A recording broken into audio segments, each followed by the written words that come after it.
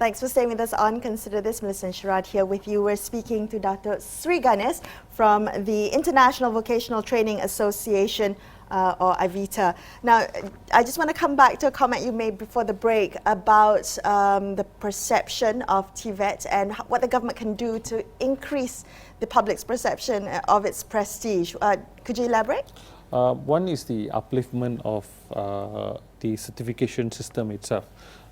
You see, the government is a body issuing all the skill set certification. We call it the Malaysian skill certificates. But this should be co-branded with other big brands. So you see, if you are a level 2 craftsman, right? So the level 2 craftsman should be marketed abroad too. So when you carry a skills level certificate, this can be cross-border employment. You know, you can go to another country and this certificate should be recognized there like as well. A global, like a global thing, okay. Right? Okay. Secondly, you know, if you look at government institutions who provide this kind of skill set and all that, it's very much, I would say, run like a school, right? The vocational studies has evolved right now.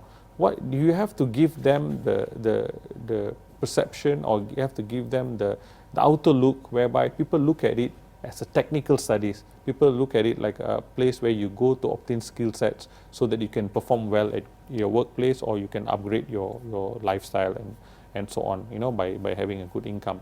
And this program, what we have in Malaysia right now, the skill certification system, derived from the National Occupational Skill Standard.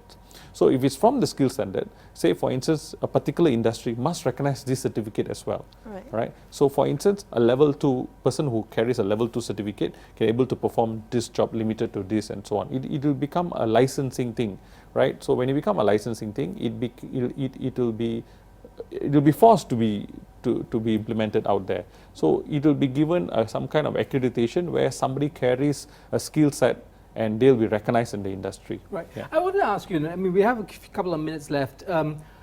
If you were in charge, I mean, what would be the low-hanging fruit? What are the first things that you would change about the way we're doing things, the way we're thinking about the question of vocational training? I don't believe in retraining a fresh graduate who are already in the academic. I think that we are trying to clear a mess here out there. I think we should start looking into the current syllabus that has been implemented in the academic programs and start injecting more industry experts to these areas and look into the duration of the program. Not very much into duration of a longer duration and so on. Have evening classes and part-time classes and so on, so that they can cope up with the changes out there, and they'll be dynamic to suit to industry needs. So this is the area that we should look into. That money that you spend on retraining, you should save it and you can inject back to institutions which can provide the entry-level skills. Right. Are our universities and the people who are the staff there, the faculty, are they capable? Do they have the capacity for the kind of changes that you are suggesting? I think it's matter of mindset, you know. If you go to a group of academic professors and then you want to tell them to push into hands-on skills, how many of them are willing to accept those changes? You know, that's another thing, because you're actually challenging their structured way of running a program.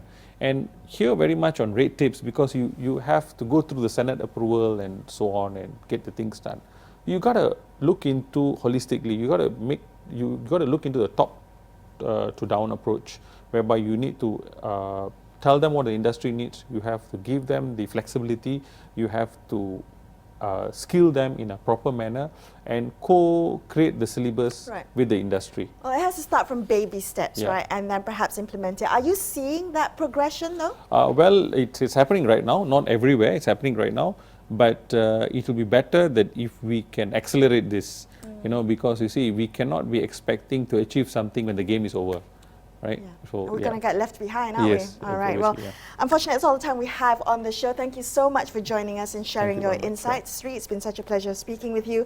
I'm Melisa, Idris. With me, Sharaad, Kuttan. We will be back with another episode tomorrow night of Consider This. Thank you for watching and good night.